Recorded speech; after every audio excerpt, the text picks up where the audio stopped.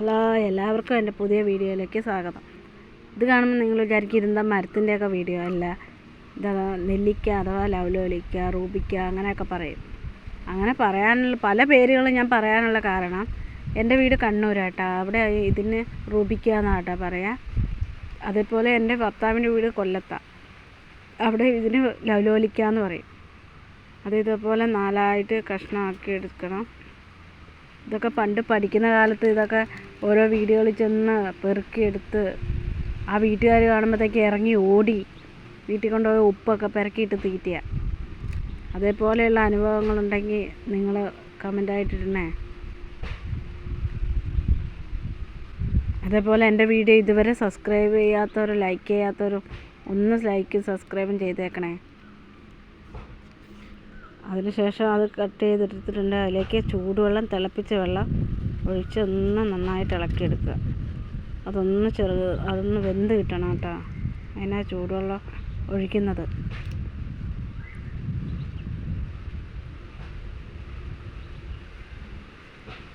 അതിനുശേഷം അത് ഊറ്റി അത് കുറച്ച് നേരം വെക്കണം കേട്ടോ. വെച്ച് കഴിഞ്ഞിട്ട് അത് നന്നായിട്ടൊന്ന് പിടിക്കണം.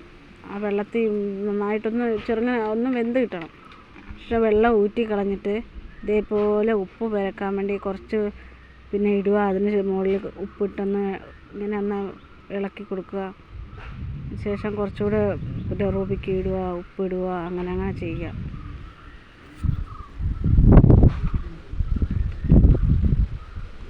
വീഡിയോയിൽ കാണുന്ന പോലെ തന്നെ ചെയ്യുക. ഉപ്പ് പിടിക്കാൻ വേണ്ടിയിട്ടാണ് ഇങ്ങനെ ചെയ്യുന്നത്. എല്ലായിടത്തും ഉപ്പ് പിടിക്കണം.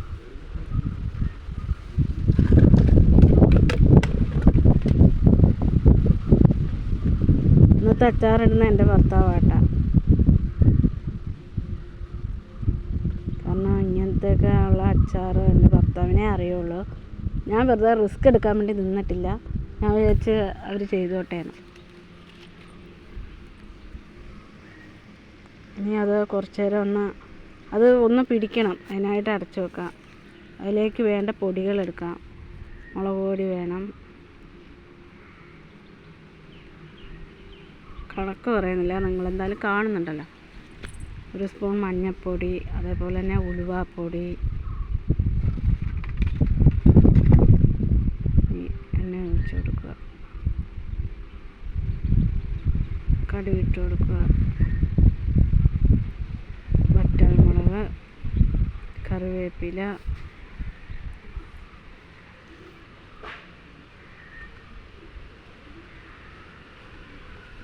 നമ്മളെടുത്ത് വെച്ച പൊടി ഇട്ട് കൊടുക്കുക. നന്നായിട്ടൊന്ന് ഇളക്കി കൊടുക്കുക. അതായത് തീ കുറയ്ക്കണം, കരിഞ്ഞു പോകരുത് പൊടി. തീ കുറച്ചിടണം. വെള്ളം ഒഴിക്കുക. വെള്ളം ഒഴിക്കുന്നത് എന്തിനാന്ന് വെച്ചാൽ ചാറിന് വേണ്ടിയിട്ടാണ് വെള്ളം ഒഴിക്കുന്നത്. നല്ല കളറായല്ലേ.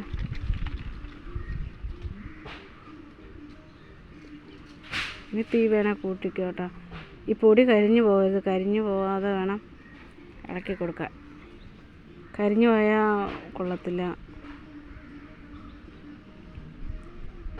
ഇതൊക്കെ ഒന്ന് തിളയ്ക്കണം.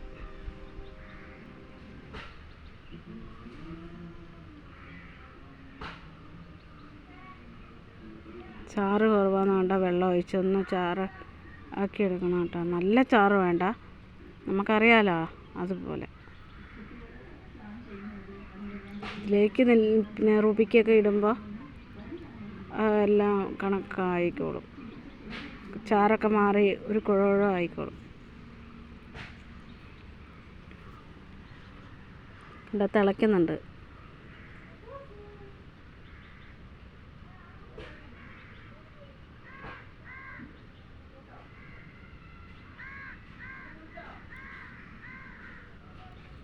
നമുക്കറിയാമല്ലോ നമുക്ക് എത്രത്തോളം ചാറ് വേണമെന്ന്. അതിനനുസരിച്ച് വെള്ളം ഒഴിക്കുക. വെളുത്തുള്ളി,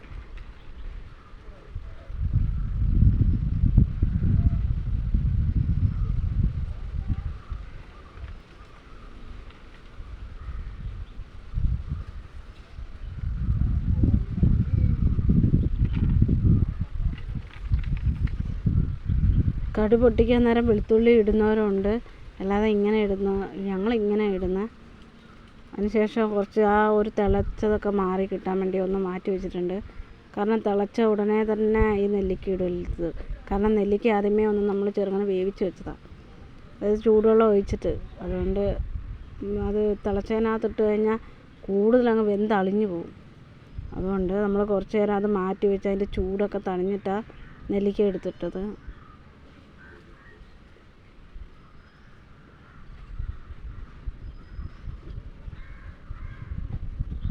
ഇതാണ്ടേ കണ്ട ചാറൊക്കെ മാറി കുഴവെന്നായില്ലയോ. എല്ലായിടത്തും ഇങ്ങനെ ചേർത്ത് സ്പൂൺ വെച്ച് ഇളക്കി. ഇത് കായപ്പൊടിയാട്ടോ, കായപ്പൊടി ഇപ്പോഴാട്ടോ ഇടണ്ട, അവസാനം കായപ്പൊടി ഇടുക. ശേഷം ഒന്ന് ഇളക്കി കൊടുക്കുക.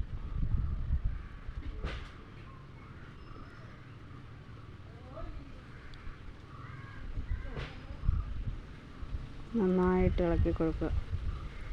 ആ കായപ്പൊടിയെല്ലാം എല്ലായിടത്തും എത്തണം, അതിനായിട്ട് നന്നായിട്ട് ഇളക്കി കൊടുക്കണം.